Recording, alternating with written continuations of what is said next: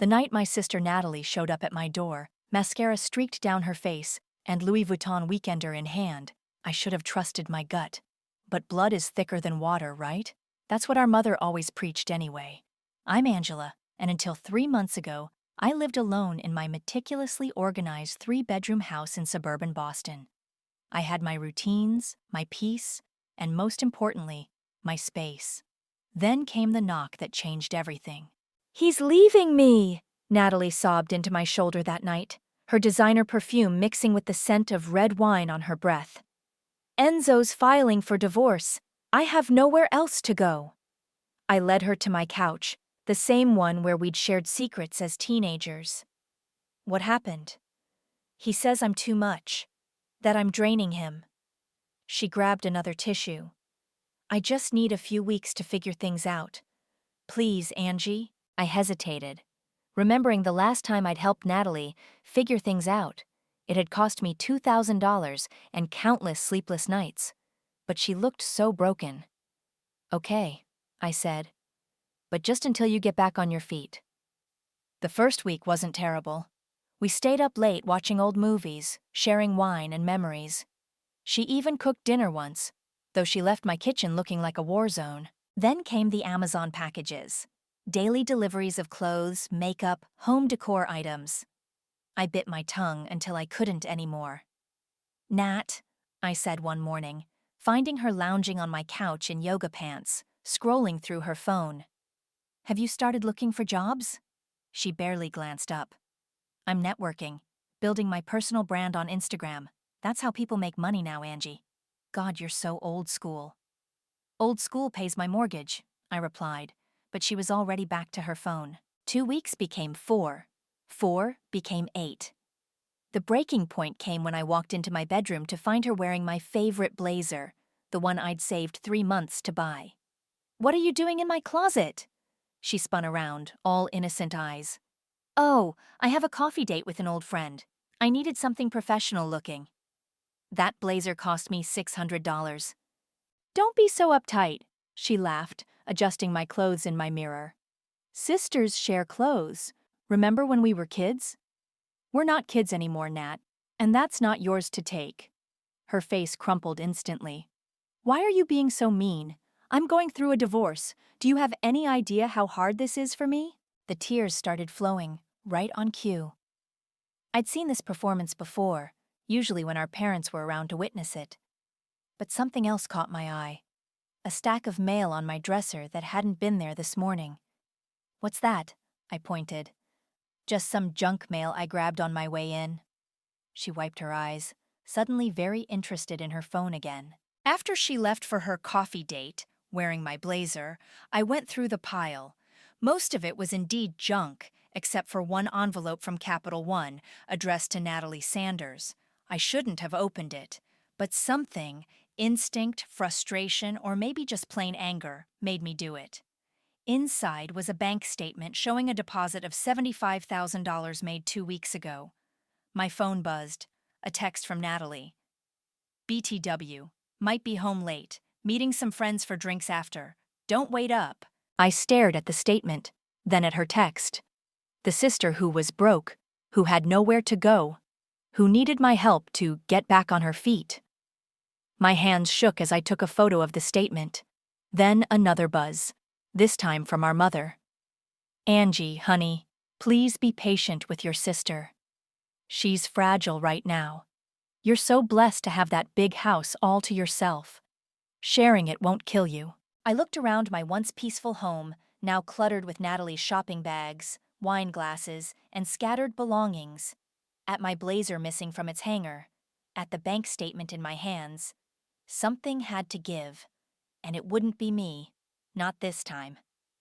My phone buzzed again. Natalie. "Also borrowed your Amex for drinks. Will pay you back tomorrow. You're the best sis ever." I closed my eyes and took a deep breath. When I opened them, I saw another envelope peeking out from under my dresser. This one from a bank I didn't recognize, also addressed to my sister. Suddenly, I had a feeling this was just the tip of a very expensive iceberg. "It's a loan from a friend," Natalie said breezily when I confronted her with the bank statement over breakfast. From my yoga retreat days, she's helping me get back on my feet. $75,000? I set my coffee down harder than necessary. That's some friend. She shrugged, scrolling through her phone. Why are you going through my mail anyway? That's literally a federal crime. Why are you lying about being broke? I'm not lying. Her voice rose to that familiar pitch, the one that usually summoned our parents to her defense. That money's already spoken for. Lawyers, therapy, moving expenses. Moving expenses? I crossed my arms. So you are planning to move? Of course. Eventually. When I'm ready. She looked up, eyes already welling with tears. Unless you're kicking me out? Before I could respond, her phone rang. Hi, Mom. Her voice transformed instantly, trembling and weak. No, I'm okay. Just Angie being... You know how she gets. I grabbed my keys and left for work. By the time I reached my car, my phone was already buzzing. Angela Marie Mason, my mother's voice could cut glass. How dare you harass your sister about money during her divorce? Mom, she called me crying after everything she's been through. I pulled into traffic, switching to hands-free. Did she tell you about the 75 grand in her account? That's none of your business. She's handling her divorce her way. Why can't you just be supportive? Supportive? I laughed. She's wearing my clothes, using my credit card, and hasn't looked for a job in 3 months. She's networking, building connections. Not everyone can be a... What do you even do all day with those spreadsheets? I manage projects for a major tech company, but Mom had never bothered to understand my career. Natalie's Instagram influencing made more sense to her. I'm giving her until the end of the month to find a job, I said firmly. Or she needs to move out. Move out? To where? To live on the streets. She has $75,000. I'm calling your father. Click. Right on cue, Dad called an hour later. Princess, he started, his go-to when playing mediator. Your mother's very upset. Dad, Natalie's taking advantage. I know, he sighed. But you know how your mother gets. Can't you just give it a little more time? How much more time? Until things settle? You've always been the strong one, Angel. The responsible one. There it was. The family mantra. Responsible Angela. Strong Angela. Angela who can handle it. Angela who doesn't need help because she's so damn capable. That evening, I came home to find Natalie hosting a healing circle in my living room. 5 women sat cross-legged on my floor, drinking my wine. Oh, Natalie beamed. Everyone, this is my sister, the one I told you about. She's letting me stay here while I heal. The women cooed sympathetically. One asked, How long are you staying? As long as I need, Natalie replied. Family is forever, right, sis? I walked straight to my room and closed the door. At midnight, long after her friends left, I heard Natalie on the phone in the hallway. No, it's perfect, she whispered. She's clueless. The money's safe where we put it and she'll never know. It's all locked up overseas anyway. My hand froze on the doorknob. Overseas? Trust me, she continued. By the time Enzo's lawyers figure anything out, it'll be too late. And Angela? Please, she's too busy color-coding her calendar to notice anything. I grabbed my phone and texted my cousin Tom, who worked in finance. Need your help. How hard is it to trace overseas bank accounts? He replied immediately. Depends. Why? My sister's hiding something. Can we meet tomorrow? Lunch at Carlo's. Noon. Bring whatever docs you have. I lay in bed, listening to Natalie laugh into her phone, and thought about all the times I'd covered for her, protected her, enabled her.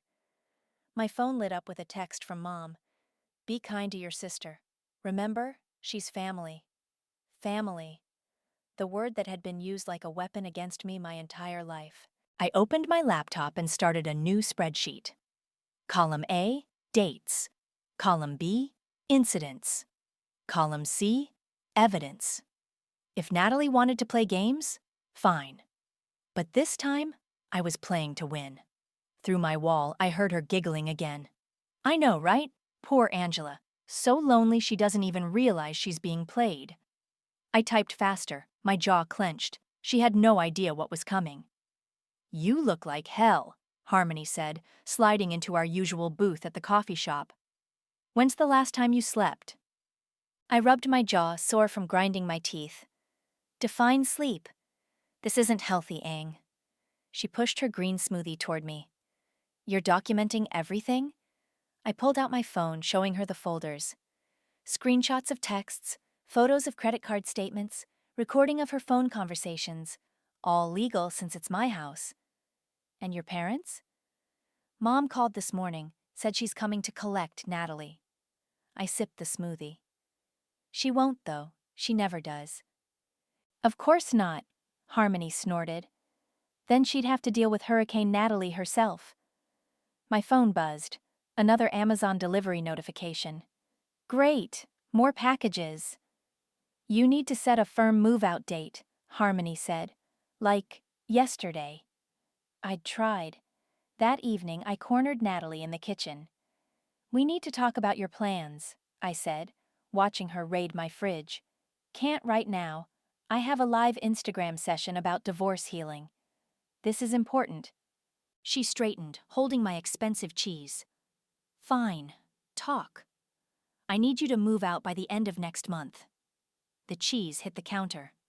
Excuse me? You have money. You need your own space. I can't believe this. She grabbed her phone. Mom was right. You're trying to throw me out. I'm not throwing you out. I'm giving you 6 weeks. After everything I've done for you. She was already dialing. Mom? Mom, she's doing it again. I grabbed the phone from her hand. Enough. Don't touch me! She stumbled backward dramatically. You're unstable!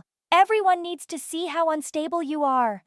The only thing unstable is your relationship with reality, I snapped. 6 weeks, Natalie. Find an apartment. Her face changed. The tears vanished, replaced by something cold. You really want to play this game? It's not a game. No? She smiled. Then why did I just forward Mom those texts you sent last year about her drinking? The ones you swore you'd never show anyone? My stomach dropped. I'd forgotten she had access to my old cloud backup. That's right, she continued. I have receipts too, sis. Want to see who Mom believes? Right on cue, my phone exploded with texts from our mother, calling me ungrateful, cruel, a traitor to the family. I retreated to my home office, hands shaking as I opened my laptop. An old email thread caught my eye, something from Enzo's law firm about document requests during the divorce. Clicking through, I found a message Natalie had apparently forgotten to delete, buried in the thread. Mrs. Sanders, we need documentation for all accounts, including the offshore trust established in March. Without full disclosure, you risk... I screenshotted it and sent it to Tom. My phone rang. Mom again. I declined the call. Another text from Natalie. BTW, having some friends over tonight. Hope that's okay. I heard the front door open. Voices filling my house. Laughter, music, the sound of my expensive wine bottles being opened. Your sister's such a saint for taking you in. A voice carried up the stairs. Natalie's reply was clear. Please, Angela's just bitter and lonely. She lives alone with her spreadsheets. At least now she has someone to talk to besides her laptop. More laughter. I opened my email and started composing a message to Enzo's lawyer. Then stopped. Deleted it. This needed to be handled carefully. My phone buzzed with a text from Tom. Found something. That trust? It's connected to Dad's old family money. The inheritance he set aside for both of you. Both of us. Not just Natalie. Another text. Call me. This goes deeper than you think. Downstairs, someone dropped a glass. Cheers erupted. My house, my wine, my peace, all invaded. To new beginnings, Natalie's voice rang out, and to sisters who share everything. I clicked back to the email thread from Enzo's lawyer. Started a new draft. Subject line, regarding undisclosed assets in Sanders' divorce. My hands weren't shaking anymore. The party continued below, but I barely heard it. I was too busy typing, documenting, planning. Natalie thought she was playing chess, but she'd forgotten one crucial detail. I'd always been better at strategy games. My phone lit up. Dad this time. "Your mother's very upset about those texts. Why are you trying to hurt the family?" I turned my phone off and kept working. Some families need to be hurt before they can heal, and I was just getting started. "The trust was set up by your father 15 years ago," Tom explained, spreading documents across his office desk. "Equal shares for both daughters, but look at these withdrawals." I leaned in, scanning the numbers. "All from Natalie's portion?" "No." Tom pointed to a highlighted line. "From both portions, she somehow gained access to your share too." My coffee turned bitter in my mouth. "How much?" "Nearly 200,000. Total." The room spun slightly. I gripped the edge of his desk. "Does Dad know?" "Doubtful. The paperwork was processed through a small firm in the Caymans. Very quiet, very neat." He shuffled more papers. "And completely illegal, especially since she didn't disclose it during her divorce." "Can you prove it?" "Better." He smiled. "I can trace it." Back home, Natalie was hosting another healing circle. This time they were burning sage in my living room. "Your energy is so negative lately," she called out as I passed. "Want to join us? We're manifesting abundance." "Already manifested," I muttered, heading upstairs. My phone buzzed. Harmony. "You okay? Haven't heard from you in days." I texted back, "Working on something. Fill you in soon." That night, I lay in bed listening to Natalie's phone conversation through the wall. "The divorce settlement's almost final," she was saying. "Enzo's lawyers are idiots. They never found the offshore accounts." A pause. "No, Angela's clueless. She's too busy trying to evict me to notice anything else." I opened my laptop and typed, "To whom it may concern at Martinez and Associates law firm." The next morning, Natalie cornered me in the kitchen. "We need to talk about this eviction nonsense." "It's not nonsense, it's my house." "Mom and Dad are furious with you." She stirred her coffee, with my special vanilla syrup. "They think you're having some kind of breakdown." "Did you tell them that before or after you drained their trust fund?" The spoon clattered against the counter. Just for a second, her mask slipped. "I don't know what you're talking about." "No?" I pulled out my phone. "Should we call Dad and ask about the Cayman Islands?" She recovered quickly, laughing. "You're paranoid. This is exactly why everyone's worried about you." That afternoon, her friends arrived for wine night. I recorded everything from my office. "Angela's losing it," Natalie's voice carried up. "She's making up crazy stories about money, probably jealous of my divorce settlement." "So sad," one friend replied. "Some people just can't handle living alone." "Right? She lives alone with spreadsheets. No wonder she's bitter." I attached the recording to my growing file, then added Tom's documentation about the trust fund, and screenshots of every unauthorized credit card charge, every late-night conversation about hidden money. My phone lit up, an email from Enzo's law firm. "Thank you for bringing this to our attention. Would you be willing to provide a formal statement?" Another text from Mom. "Why are you spreading lies about your sister? Call me immediately." I ignored both messages, focusing on my laptop screen. 3 months of evidence, 3 months of lies, all neatly cataloged and ready to deploy. Natalie's laughter floated up again. "Angela thinks she can push me out? Please, this house is practically mine now. She's just the one paying for it." My fingers flew across the keyboard, finalizing the eviction notice I'd been drafting. Below, wine glasses clinked. "To freedom," Natalie called out, "and to sisters who don't know what's coming." I smiled, hitting send on another email to Enzo's lawyer. "No," I whispered. "You don't." My phone buzzed. Tom. "Documents filed with the court. Should hit tomorrow morning." Another buzz. "Dad. Princess, your mother's hysterical. What's going on?" I turned off my phone and opened my bedroom window, letting the cool night air in. The sound of Natalie's party faded as I focused on my laptop screen, where one final email waited to be sent. Subject line: Evidence of financial fraud and asset concealment. Recipients: Martinez and Associates, Family Court Division, Financial Crimes Unit. My cursor hovered over the send button. Downstairs, Natalie's voice rang out. Trust me, girls, by the time Angela figures anything out, it'll be way too late. I clicked send. No, sister, I whispered. It's already too late for you. My phone lit up one last time. A text from Enzo himself. We need to talk. Now. I smiled, thinking of the storm about to break. Natalie wanted to play games? Fine. Game over. We drove 6 hours to sort this out, Mom announced, barging into my house with Dad trailing behind. This nonsense ends today. I'd been expecting them. The court documents had been delivered to Natalie that morning, and her screaming match with Enzo's lawyer over the phone had been spectacular. Where's your sister? Mom demanded. Upstairs, probably deleting bank records. Dad sank into my armchair, looking older than his 58 years. Angel, what's going on? Yes, Angela. Mom crossed her arms.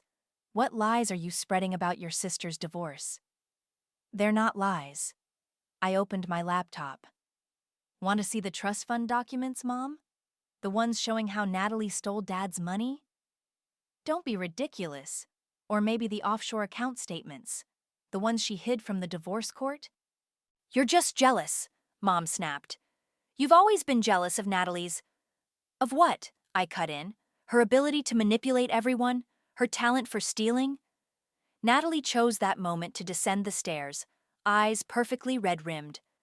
Mom, Dad, thank God you're here. She's trying to destroy me. Nobody's destroying you, I said. The truth is destroying you. What truth? Dad asked quietly. I pulled out my phone. Let me play you something. Natalie lunged for it. Don't you dare. But I'd already hit play. Even Mom bends to my drama. Watch me never lift a finger. Angela's house? Please. I'll stay as long as I want. They all dance to my tune. Mom's face went white.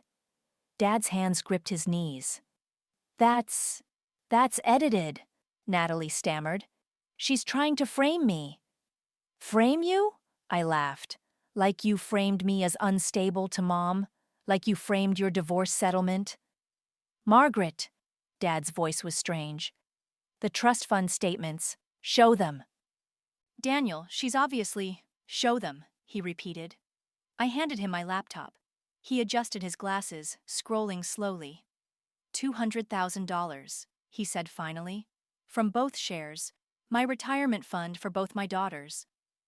Daddy, I can explain. Save it, I cut in, pulling an envelope from my desk. Explain this instead. I slapped the eviction notice on the coffee table. Mom gasped. You wouldn't dare. Already did. She has 48 hours. I'll sue, Natalie shrieked. I'll tell everyone how you abused me. Go ahead, I smiled. I'm sure the fraud investigators would love to hear your story. Fraud investigators? Dad looked up sharply. The ones from the DA's office. They're very interested in hidden offshore accounts. Natalie's face crumpled. Mom, do something. But Mom was staring at the trust fund statements, at the recorded proof of her daughter's mockery, at the carefully constructed world crumbling around her. Margaret, Dad said softly, we were wrong. No, Mom slapped the table. Angela's the wrong one, always so cold, so unfeeling. I have feelings, I shouted, years of frustration bursting free. I feel used. I feel manipulated. I feel like my whole family chose a liar over me. Silence fell. Even Natalie stopped crying. My phone buzzed. Enzo's lawyer. DA's office requesting an interview. How soon can you come in? Get out, I said quietly. Angel, Dad started. All of you, get out of my house. You can't do this, Natalie whispered. I'm your sister. No, I met her eyes. You're a thief who happens to share my DNA. Now get out before I call the police. Mom stood, shaking. "You'll regret this. Family is forever." "Family doesn't steal from family," Dad said, his voice tired. "Come on, Margaret." They left, Mom supporting a sobbing Natalie, Dad looking back once with something like apology in his eyes. As the door closed, my phone buzzed again. A text from Natalie. "This isn't over. You have no idea what I can do." I forwarded the threat to my lawyer, then sank onto my couch. The house felt eerily quiet. Another buzz. Harmony. "Just heard from Tom. Holy shit. You okay?" Before I could reply, an email notification popped up. Sanders divorce settlement. Emergency hearing scheduled. Then another text, from Dad. "I should have protected you both better. I'm sorry." I closed my eyes, exhausted but steady. Let Natalie threaten. Let Mom rage. Let the lawyers circle. For the first time in my life, I wasn't backing down. My phone buzzed one final time. "Enzo. Thank you for the truth.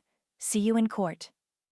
I smiled, thinking of Natalie's face when she realized her game was finally over. Some victories taste like ashes.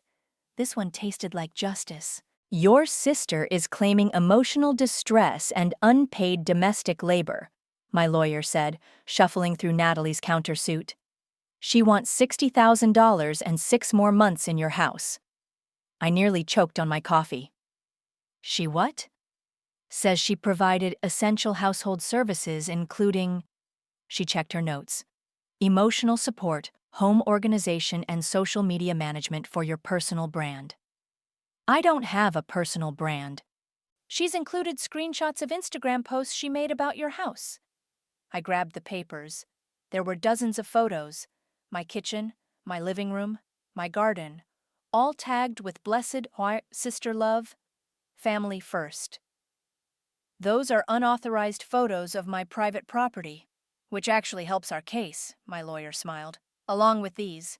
She laid out printed copies of Natalie's bank statements, multiple transfers to overseas accounts, credit card charges for luxury items during her supposed bankruptcy.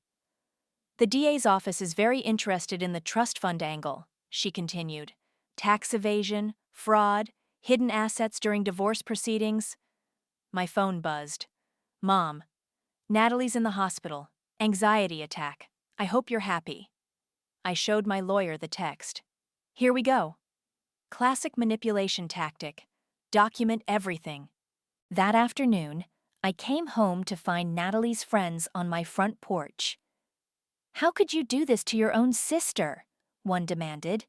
"She's in the hospital because of you," another chimed in. I walked past them, unlocking my door. "She's in the hospital because consequences finally caught up with her." "We're going to tell everyone what you did." "Please do," I called back. "Tell them about the stolen money, too." Inside, I found an envelope had been slipped under my door. More legal papers. Natalie's lawyer claiming she had squatter's rights and couldn't be evicted. My phone rang. "Enzo. Your sister's lawyer reached out," he said. "Offered to drop everything if we revise the divorce settlement." "Let me guess. She wants more money?" "She wants the offshore accounts forgotten." He paused. "Angela, those accounts? There's more than we thought. Much more." I sat down heavily. "How much more?" "Close to $500,000. Your father's entire retirement fund, plus some creative accounting with your grandparents' estate." My hands shook as I opened my laptop, pulling up the family trust documents Tom had found. "She didn't just steal from Dad," I realized. "She stole from our whole family." "The DA thinks she had help," Enzo added. "Someone with banking experience." I remembered Natalie's late-night phone calls. Her mysterious friend who helped her. My doorbell rang. More of Natalie's friends, probably with more guilt trips. "I have to go," I told Enzo. "Keep me posted." But it wasn't Natalie's friends. It was Dad. "Can I come in?" he asked quietly. I stepped aside.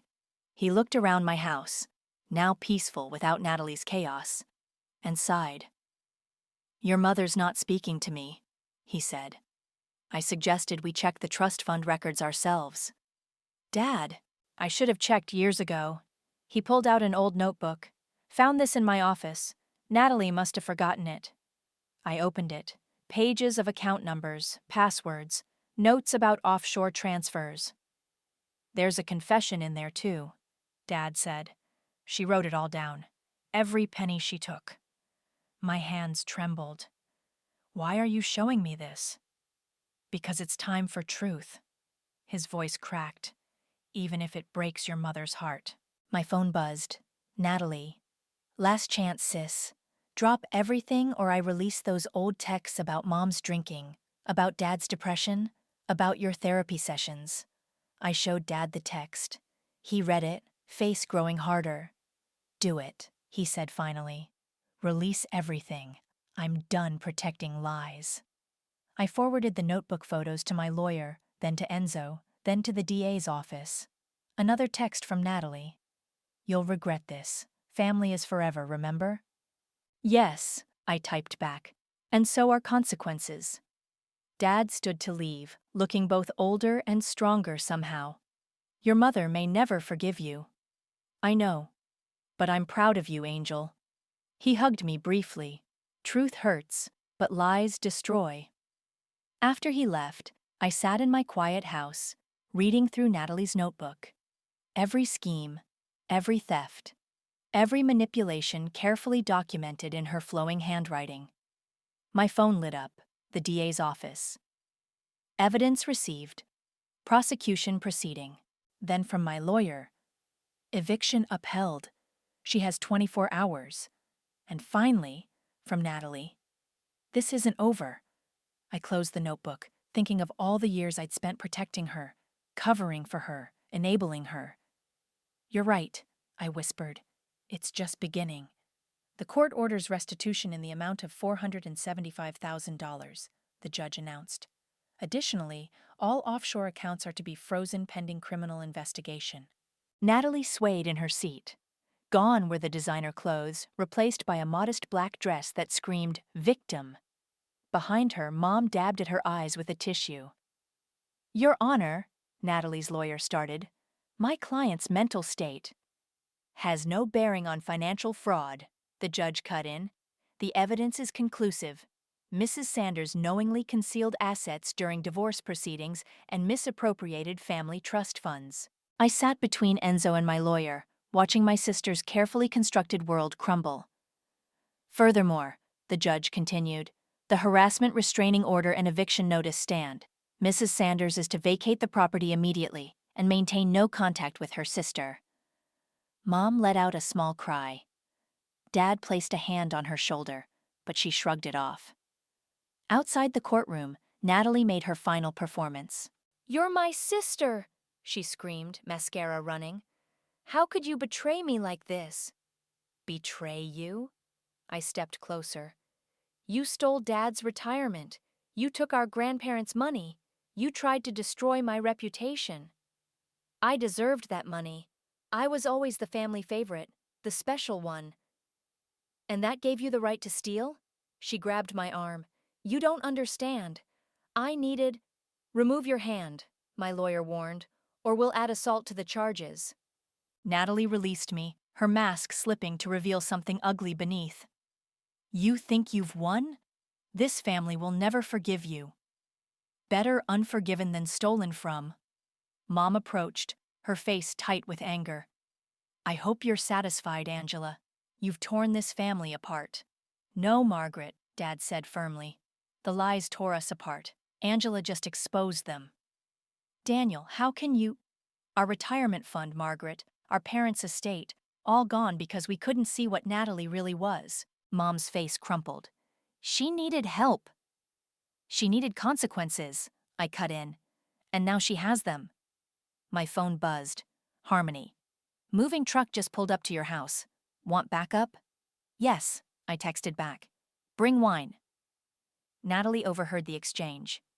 You're celebrating? While I'm being thrown out on the street? You have Mom's house to go to, I replied. Unless, did you steal from her too? The flash of guilt across her face told me everything. Margaret, Dad said quietly, Check your accounts. Mom's hand shook as she pulled out her phone, the color drained from her face. Natalie? Her voice trembled. What did you do? But Natalie was already walking away, her lawyer rushing after her with papers to sign. I'll pay it back, she called over her shoulder. Once I get my influencer career going. Your accounts are frozen, Enzo reminded her. All of them. She spun around, desperation replacing the fake tears. You can't do this! I'm family! You weaponized family, I said clearly. You chose this the day you decided to steal instead of work, lie instead of grow. Dad stepped forward. Come on, Margaret, we need to talk to the bank. But where will she go? Mom pleaded. That's not our problem anymore, Dad replied, leading her away. I watched them leave, feeling strangely empty. No triumph, no satisfaction, just quiet relief. Natalie made one last attempt, her voice carrying across the courthouse steps. This isn't over, Angela. I'll make you regret this. No, Enzo said. It is over. The criminal investigation starts tomorrow. Back home, Harmony helped me watch as Natalie's belongings were loaded into the truck. My designer clothes had mysteriously disappeared from her boxes, probably sold online. Your mom will come around, Harmony said, pouring wine. Maybe. Maybe not. I sipped slowly, but I'm done setting myself on fire to keep others warm. My phone lit up with messages. Dad. Accounts checked, police report filed. Enzo's lawyer. Criminal charges being prepared. Tom. Found 3 more hidden accounts. DA's very interested. Mom. I hope you're happy now. And finally, Natalie. You think you've won? Just wait. Family knows where you live. I blocked her number, then walked through my quiet house. No more healing circles. No more unauthorized parties. No more lies. You okay? Harmony asked. I looked around at my reclaimed space, thinking of all it had cost to get here. My relationship with Mom, my sister's facade of love, my own naive belief in family loyalty. No, I answered honestly, but I will be. Outside, the moving truck pulled away, taking Natalie's possessions and her last hold on my life with it. Some victories feel like losses, but some losses set you free.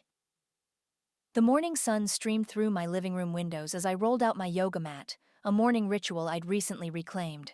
My phone buzzed on the coffee table. Dad's number.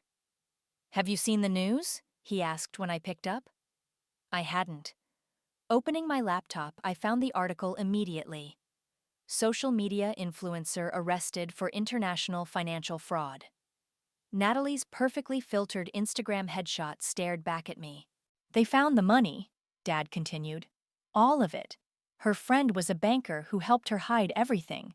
He turned on her for a plea deal. I sat on my couch, letting it sink in. How's Mom? Getting therapy.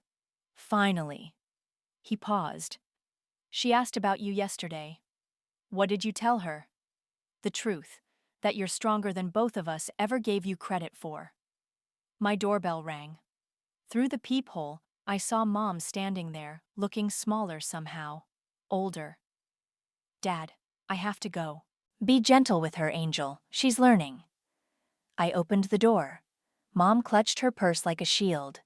The roses look nice, she said, gesturing to my garden. You always did have a better green thumb than me. Would you like some tea? She nodded, following me to the kitchen. The silence between us felt heavy with unspoken words. I got my test results back, she said finally, watching me prepare the tea. The doctor says the drinking damaged my liver. I have to stop completely. I know, Dad told me. No, Angela. Her hands trembled around the mug. I mean, I have stopped. 3 weeks now, I'm getting help. I set the kettle down. Good. Your father showed me everything. The trust fund records, the transfers from my accounts, all of it. She took a shaky breath. I enabled her. All these years, I enabled her. Yes, you did. And I pushed you away because you wouldn't enable her too. The kettle whistled. I poured hot water over the tea bags, buying time to steady my voice. You chose her, I said finally. Every time. I know. Tears slid down her cheeks. I'm not asking for forgiveness. I needed you to know I understand now. My phone buzzed. A text from Harmony. Saw the news. Wine tonight?